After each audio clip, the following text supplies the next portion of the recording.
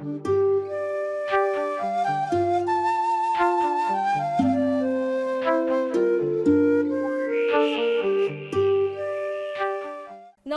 সুপ্রভাত। দেখছেন news live বাংলায় প্রভাতের আলোর অনুষ্ঠান। আপনাদের সঙ্গে আমি স্বর্ণালী। আজ সকালটা আমরা শুরু করব সদ্গুরুর ভক্তিগাথা দিয়ে।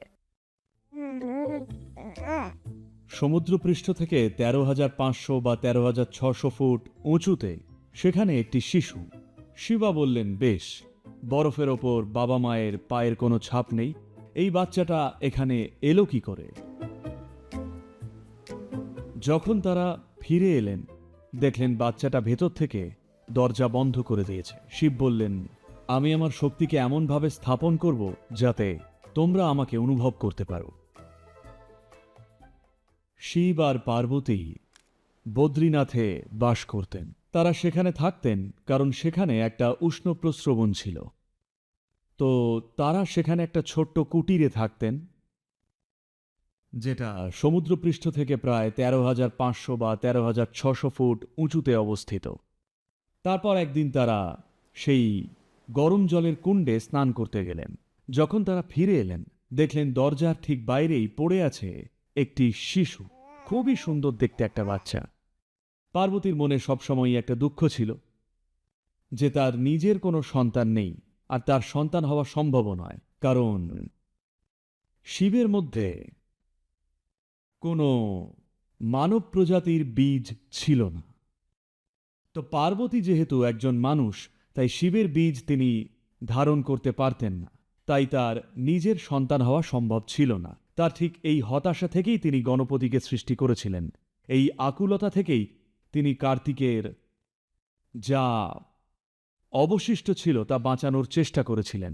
৬টি আলাদা শিশুর অবশিষ্টাংশ জুড়ে কার্তিকের রূপ দেন।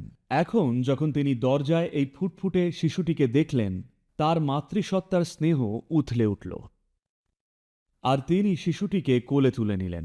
শিব বললেন, দাঁড়াও, এই বাচ্চাটিকে ছুঁয়ো না। একটা দুধের শিশু, যে কিনা সমুদ্রপৃষ্ঠ থেকে প্রায় ১৪,০০০ ফুট উঁচুতে এসে হাজির হয়েছে, তাও আবার সাথে কেউ নেই, একেবারে একা একা, এটা মোটেই সুবিধের লক্ষণ নয়। ওকে ছুঁয়ো না। পার্বতী বললেন, তুমি এসব কি বলছো?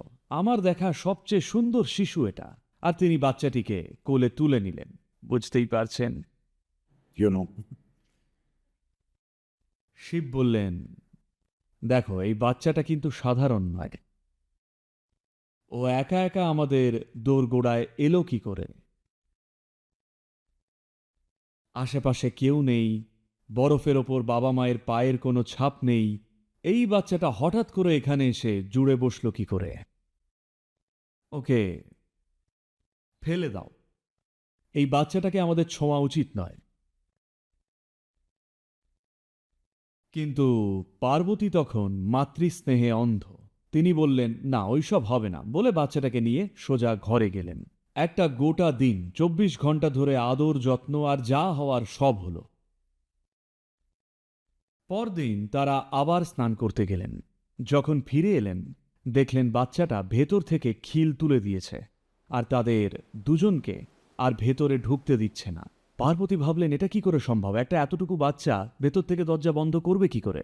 যেই বাচ্চা ১৪ ফুট উঁচুতে একা চলে আসতে পারে, সেই বিটকেল বাচ্চা সব কিছু করতে পারে।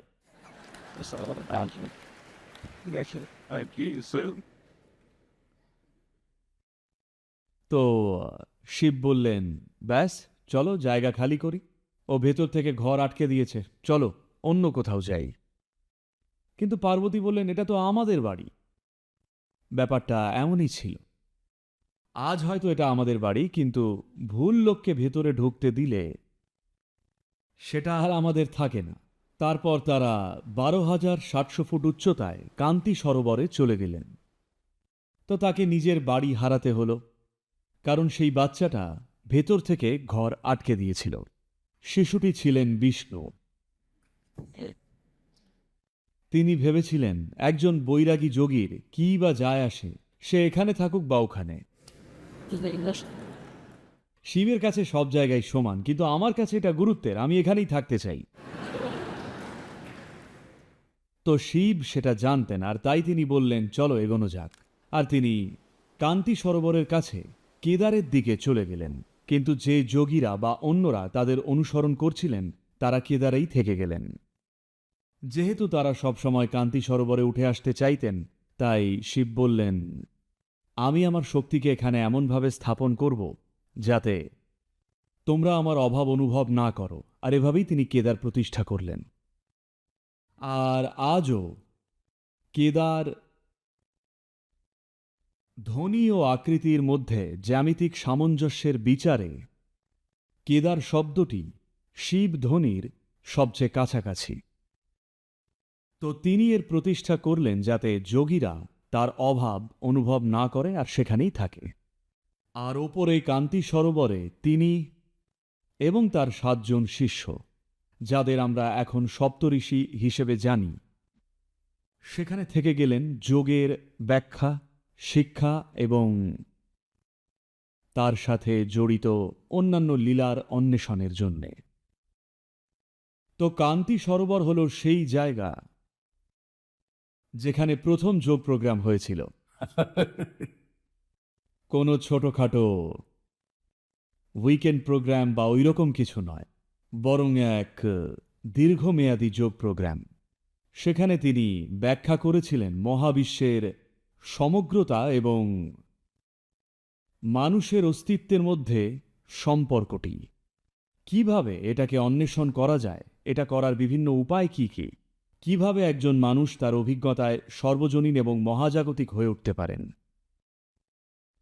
তো এই সম্পূর্ণ পদ্ধতি, যার মাধ্যমে একজন মানুষ অস্তিত্বের এই অখণ্ডতা এবং সর্বজনীনতাকে অনুভব করতে পারেন, তাকেই বলা হয় যোগ। অবশ্য এর অনেক রূপান্তর এবং বিকৃতি ঘটেছে। তো মহাজাগতিক মাত্রাকে অন্বেষণ করা এবং তার সাথে নিজেকে এক করা থেকে শুরু করে শরীরটাকে একেবারে মুচড়ে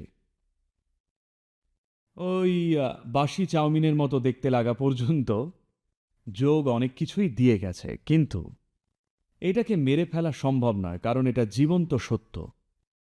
যে কোনো সময়, ধরা যাক কালকেই যদি সবাই সমস্ত যোগ সাধনা পুরোপুরি ছেড়ে দেয়, তাহলেও আজ থেকে 1000 বছর পর কেউ আবার এর খোঁজ করলে সে এটাকে ঠিক খুঁজে পাবে। কারণ এটা কোনো শাস্ত্র নয় যে নষ্ট হয়ে যাবে, এটা কেবল মানুষের স্মৃতিতে নেই যে মুছে যাবে। এটা অস্তিত্বের মধ্যেই থাকা জীবন্ত সত্য। শুধু ব্যাপারটা হলো যে সেই অন্বেষণের জন্যে, বিষয়গুলোকে উন্মোচন করার জন্যে হয়তো নির্দিষ্ট মাত্রার তীব্র অনুভব শক্তি এবং সহনশীলতা এবং অধ্যাবসায়ের প্রয়োজন হতে পারে। কিন্তু এটা সবসময়ই আছে, তাই এটা পুরোপুরি হারিয়ে যাওয়ার কোনো ভয় নেই। কিন্তু হয়তো প্রজন্মের পর প্রজন্ম এর স্বাদ থেকে বঞ্চিত হবে। তাই এই প্রজন্মের ওপর এক বিশাল দায়িত্ব রয়েছে, যেখানে ইতিহাসে প্রথমবার আমাদের কাছে প্রচারের বা যোগাযোগের এমন মাধ্যম বা উপায় রয়েছে যার সাহায্যে পৃথিবীর সমস্ত মানুষের কাছে আমরা পৌঁছতে পারি। একই সাথে যোগাযোগের এই মাধ্যমগুলো সম্ভবত মানব ইতিহাসের সবচেয়ে বড় বিক্ষেপ বা ডিস্ট্রাকশনের কারণ হয়ে দাঁড়িয়েছে। তাই এগুলোকে সঠিক অর্থে ব্যবহার করা আর নিশ্চিত করা, এটা যেন একটা সম্ভাবনার দ্বার হয়ে ওঠে, কোনো বাধা নয়। এটা যেন আমাদের উন্নীত করার একটা প্রক্রিয়া হয়, বিভ্রান্তি বা জগাখিচুড়ি পাকানোর পথ না হয়ে ওঠে। এটাই একটি প্রজন্ম হিসেবে আমাদের দায়িত্ব।